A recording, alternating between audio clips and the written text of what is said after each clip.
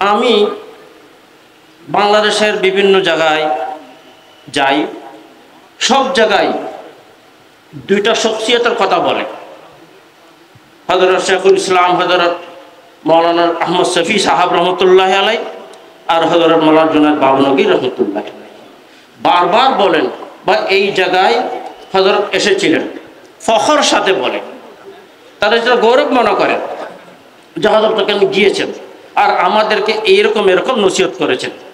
এইরকম ধরনের কথা অনেক জায়গায় শুনিতি।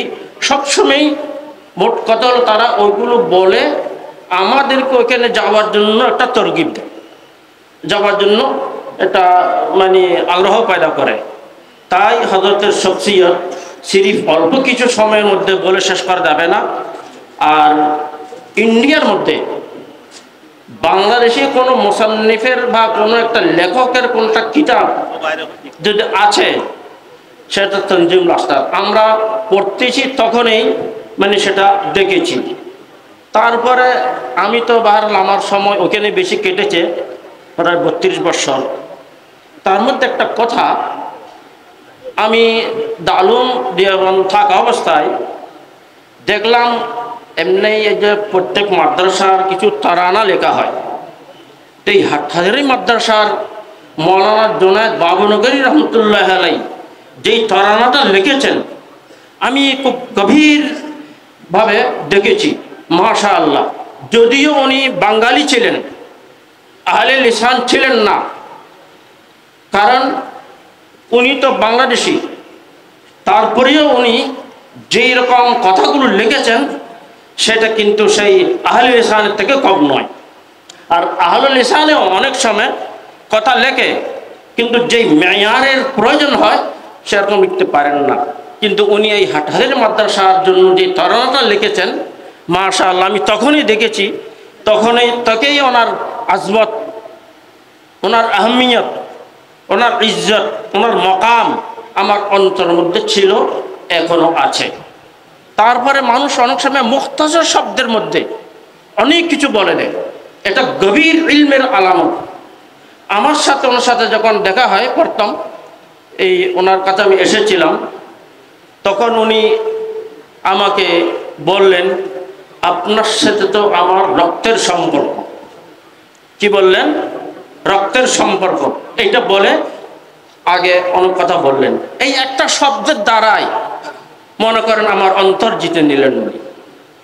আর ওনার শখসিয়াত কি ইন্ডিয়ার মধ্যে পরে পরে অনেক বেশি।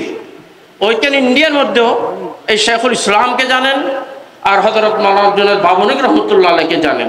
মোট কথা হলো কি, ইনার শখসিয়াত, ইনার জীবনী যা কিছু লেখা হবে, আমরা সেটা সিরিফ সাময়িকভাবে নয়, এগুলো থেকে আমরা ইবরত হাসিল করব।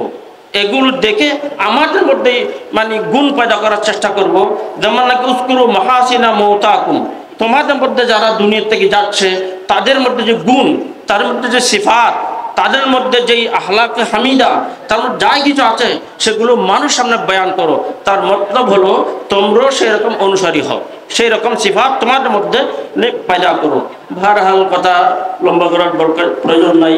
আল্লাহ তাআলা আমাদেরকে হযরতের জীবনীকে ভালোভাবে শুনে জেনে লিখে যেন আমাদের জিন্দেগিকে আমরা সুন্দর করতে পারি। আল্লাহ তাআলা আমাদের তৌফিক দান করুন। ওয়া আখিরু দাওয়ানা আলহামদুলিল্লাহি রাব্বিল আলামিন।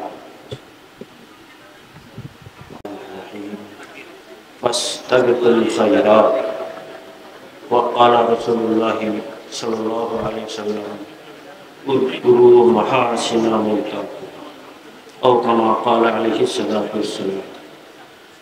আমি সংক্ষিপ্ত আকারে কিছু কথা বলতে চাই। সেটা হলো, মানুষ যখন থেকে দুনিয়াতে এসেছেন আর তখন থেকে যাওয়া আসার সিলসিলা চলবে,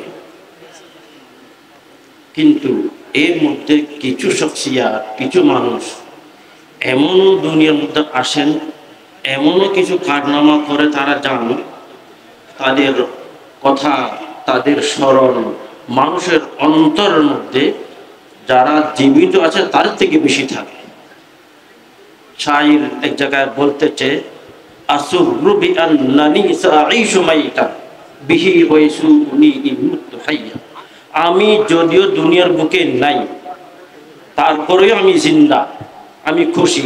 আসুরু বিআন্নানি সাঈশু মাইতান, মৃত্যুর পরেও আমি জিন্দা। আর বিহি ওয়া ইয়াসুনি ইন মুতু হাইয়া। আর কিছু মানুষ এমন আছে তারা জিন্দা থাকার পরেও গোয়াকে মুর্দা। কেন? মানুষের কারনাম। এই মাদারিসে আরবিয়ার মধ্যে আমি উলামায়ে কেরামের কথা বলতেছি, এমন কিছু উলামায়ে কেরাম আরবাবে ইকতিদার, আরবাবে ইহতিমাম দুনিয়া থেকে যায়, কিন্তু তাদের জন্য মানুষ জমানা সময়ের মধ্যে কান্নাকাটি করতে থাকে, তারকে স্মরণ করতে থাকে। जानकर मिन जुमले अरबाब मैखा नह मुझे, जानकर मिन जुमले अरबाब मैखा नह मुझे, मुद्दतों रोया करेंगे जामु पैमा नह मुझे। ए हजरत मौलाना बाबनगरी रहमतुल्लाह अलैहि, যাকে স্মরণ করার জন্য, যার জীবনের আলোচনা করার জন্য আমরা একত্রিত হয়েছি, সেটা কিন্তু সিরিফ আমরা এখানে স্মরণ করে নিলাম, কিছু কথা বলে দিলাম তাই নয়।